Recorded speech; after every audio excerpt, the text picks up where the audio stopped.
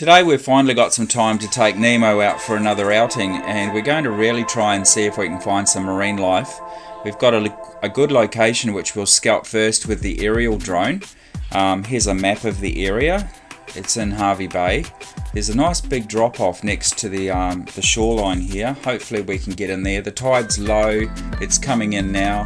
High tide's in about 4 hours, and the drop off is just this area here. As you can see, the water gets darker and darker, so I'm pretty sure there's going to be some interesting marine life along here. And there have been reports of sharks cruising up and down this little area, so hopefully we can find some decent kind of marine life in there. As I said, we'll put the drone up. There's also potential up this side of on the northern side of the coastline here as well. The weather's overcast, it's not sunny. Should be cooler conditions anyway, and I think the light should be bright enough for us to still achieve some decent views underwater. I think the water depth here is going to be about 5 meters, but we might find that out when we actually put Nemo down into the water.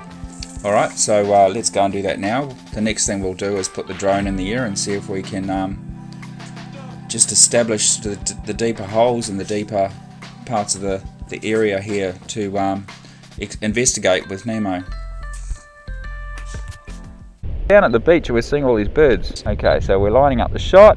That is a osprey. In fact, we're going to put the drone up in a minute. I'm about to show you this osprey nest. I'm going to put the aerial drone up to do some aerial reconnaissance of the location and see if we can see the deep water. The nest is empty at the moment. So this is an iconic little thing around here. This is where a lot of osprey chicks are raised. You can see the rocks on the edge, but it's fairly murky. I'm not sure how much we're going to see. I think the water's a bit messed up. There's a drop off here that's got some deep water, but depends on visibility. It's rubbish at the moment, but it's never going to be good. There's a few waves, a bit of swell, a bit of wind. There might be some really good days, but you've really got to pick your days. People would know that do those sort of things. Hervey Bay. I'm worried about high tide. We can't keep retreating when we're filming. So we're going to launch about here. There might be a bit much swell, and we've got to be aware that the tide is coming in. And I'm pretty much ready to go. I've pulled out some cable. I'm just going up to the car to get another battery. I forgot to bring the battery out of the car. Here's my bag. Hopefully it's going to stay high and dry there, and we can get back on the rocks to the shore when the tide comes in a bit more. Hopefully we're not here too long. Tide's coming in. Can you see it running? This is going to fill up pretty quick, I reckon. This could be a disaster. So we've arrived and we've had a look, and we've had the drone in the air. We've had a look at the foreshore along the beach here, along the rocks where we intended to put the drone in under the water. This is the area here that we were.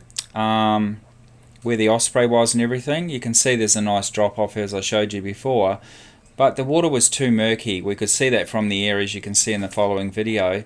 Another reason was the tide was coming in, as you saw, and well, the main reason was probably it wasn't worth launching, but the point was I actually forgot the battery for the submarine. So that's a lesson. Don't forget your batteries. I was in such a rush to leave, I left the battery behind, so we couldn't launch anyway, and with the tide coming in there was no time to go back and get the battery, even though it was only 15 minutes away.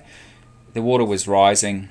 But along this map you can see, on Google, you can see some little lagoony deep water kind of areas, which would be nice to put the drone in and have a look, the submarine, into there. And just enjoy the video now from the aerial drone. The water is too murky to really see what we're seeing on Google Maps here, but it gives you an idea of what the beach is like. Anyway, we'll have another go soon.